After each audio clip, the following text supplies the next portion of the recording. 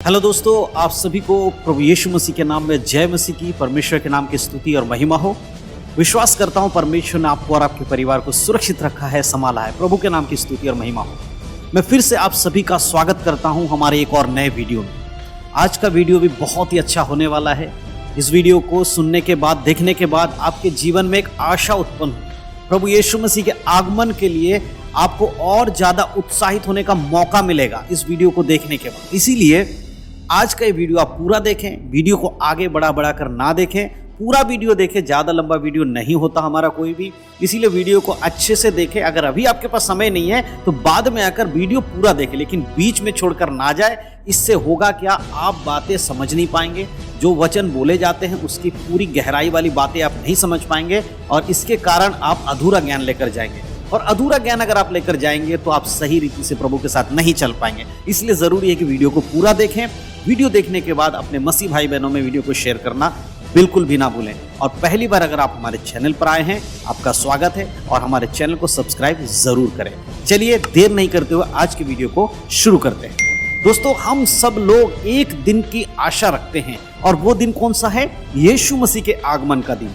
यीशु मसीह का आगमन यानी कि दूसरा आगमन, जब यीशु स्वर्ग से अपने महिमा, परमेश्वर की महिमा में, अपने पिता की महिमा में स्वर्गदूतों के साथ आएंगे। उस दिन की आशा में ही हम लोग जिंदा हैं और हम जीवन जी रहे हैं। जितने भी संसार में प्रभु यीशु पर विश्वास करते हैं उनकी एक ही आशा है, बची हुई क्या आशा है वो?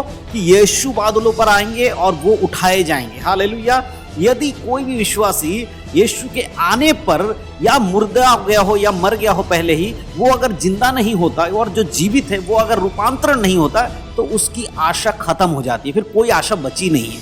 इसीलिए हर व्यक्ति की एक ही आशा है, प्रभु यीशु मसीह जब आए, यदि वो जीवित है तो वो रूप बदल जाएगा उसके शरीर का। अगर वो प्रभु में सो जाता है, यानी कि यीशु मसीह के आने से पहले ही उस पृथ्वी से सो जाता है, यानी मर जाता है, तो भी उसको आशा ये है कि वो जिंदा हो जाएगा। मेरे प्रियो, यही एक आशा जो हमें परमेश्वर के साथ कनेक्ट करके रखने में मदद कर रही है, क्योंकि हम विश्वास करते हैं यीशु आने वाला है। हालेलुया। तो क्या होगा उस समय जब यीशु पृथ्वी पर आएंगे, दोबारा इस संसार में आएंगे? देखिए, मैं आपको बताना चाहता हूं, यीशु अब जब पृथ्वी पर आएंगे तो वो यीशु नहीं है जो आज से 2000 साल पहले आए थे, जो उद्धारकर्ता बन के आए थे। लेकिन मेरे प्रियो, अब जो यीशु आने वाले हैं, यानी कि अब जो यीशु मसीह आएंगे, उनका जो स्वभाव होगा वो राजा का स्वभाव होगा। अब वो राजा बनकर आएंगे, न्यायी बनकर आएंगे, न्याय करने के लिए आएंगे, अपने लोगों को ले जाने के लिए आएंगे। पहले जब आए थे तो अपने लोगों को बचाने आए थे, लेकिन अब आ रहे हैं अपने लोगों को अपने साथ ले जाने के लिए। मेरे प्रियो, इसीलिए परमेश्वर का वचन, अगर हम पहला थिस्सलुनीकी उसके 4 अध्याय और उसके 16 आयत को पढ़ते, यहाँ पर इस प्रकार लिखा है, क्योंकि प्रभु आप स्वर्ग से उतरेगा और उस समय ललकार और प्रधान दूत का शब्द सुनाई देगा और परमेश्वर की तुरही फूंकी जाएगी और जो मसीह में मरे हैं वे पहले जी उठेंगे। क्या होने वाला है यीशु मसीह के आगमन पे? परमेश्वर की तुरही फूंकी जाएगी। स्वयं परमेश्वर यीशु मसीह आप प्रभु जो है स्वर्ग से उतरेगा। उस समय ललकार की आवाज होगी। प्रधान स्वर्गदूत, हालेलुया, वो प्रधान स्वर्गदूतों का जो प्रधान है वो क्या करेगा? वो उसको शब्द सुनाई देगा सबको। मसीह में जो सो गए हैं उन लोगों को उसका शब्द सुनाई देगा। मेरे प्रियो, जब आप प्रभु में विश्वास करते हैं, परमेश्वर के अनुसार वचन में चलते हैं और उस समय अगर आपकी मृत्यु हो जाती है यीशु के आगमन से पहले, तो याद रखिए, चिंता मत करिए, आपकी आशा खत्म नहीं हुई है। आप सो रहे हैं प्रभु में। ऐसे लोग प्रभु में सो जाते हैं। मेरे प्रियो, अगर आपके परिवार में, आपके घर में कोई ऐसा व्यक्ति है जो प्रभु की सेवा करके इस संसार में अपना समय पूरा किया है, आप उसके बारे में चिंता ना करें। वो यीशु के आगमन में सबसे पहले जब तुरही फूंकी जाएगी और मसीह में जो मरे हुए हैं सबसे पहले जी उठेंगे। हालेलुया।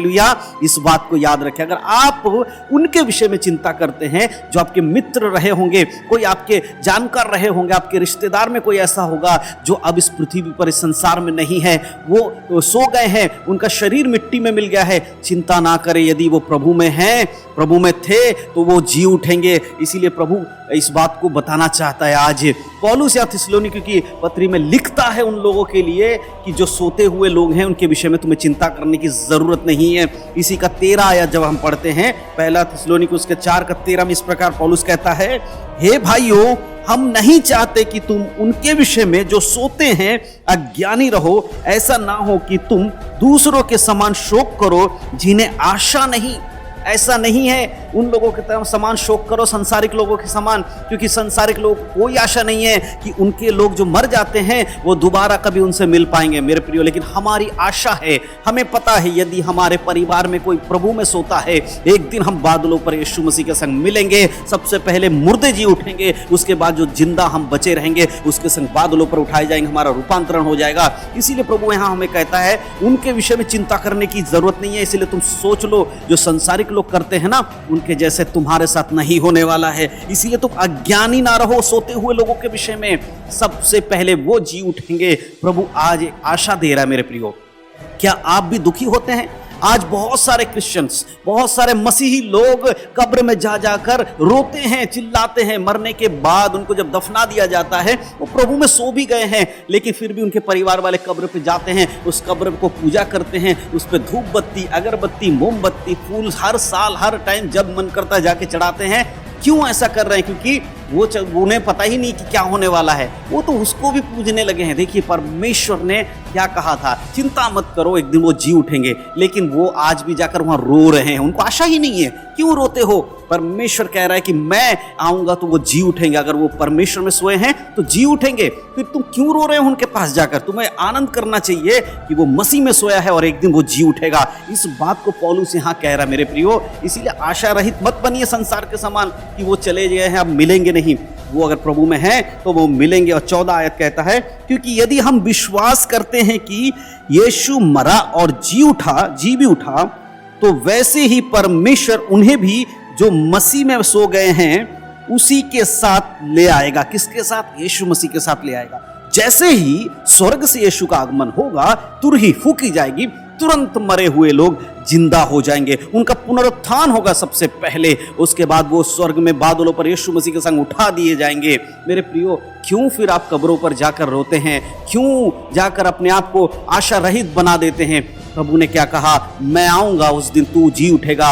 उस दिन सारे शरीर को परमेश्वर फिर से खड़ा करेगा जो मसीह में सो गए हैं, और बादलों पर उठा लिए जाएंगे। मेरे प्रियो, इसीलिए प्रभु का वचन सुने, उसके अनुसार जीवन जिए। 15 कहता है, 15 आयत में लिखा है, क्योंकि हम प्रभु के वचन के अनुसार तुमसे कहते हैं कि हम जो जीवित हैं और प्रभु के आने तक बचे रहेंगे, सोए हुओं से कभी आगे ना बढ़ेंगे।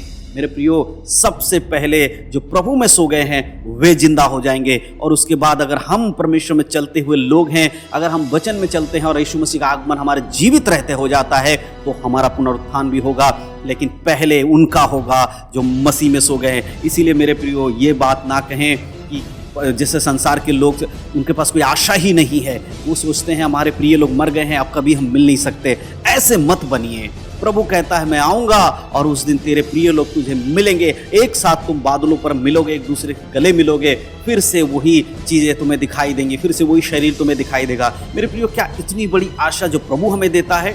हम इतने नालायक हो गए हैं, परमेश्वर के वचन को समझ ही नहीं पा रहे हैं। आप इतने बुद्धिहीन कैसे हो सकते हैं? परमेश्वर का वचन साफ कहता है, संसार के लोगों के समान मत बनो, संसार के सदृश मत बनो, क्योंकि मैं बहुत जल्दी आने वाला हूं। मुझ पर विश्वास रखो, परमेश्वर पर विश्वास रखो और मुझ पर भी विश्वास रखो। हालेलुया। एक दिन यीशु आने वाला है, उस दिन मुर्दे जी उठेंगे और जीवित लोग जो हैं उनका रूपांतरण होके हम सब मिलकर प्रभु यीशु मसीह के साथ बादलों पर उठाए जाएंगे और हम एक साथ एक दूसरे को मिलेंगे। उस दिन के लिए अपने आप को तैयार करें। प्रभु यीशु मसीह बहुत जल्दी आने वाले हैं।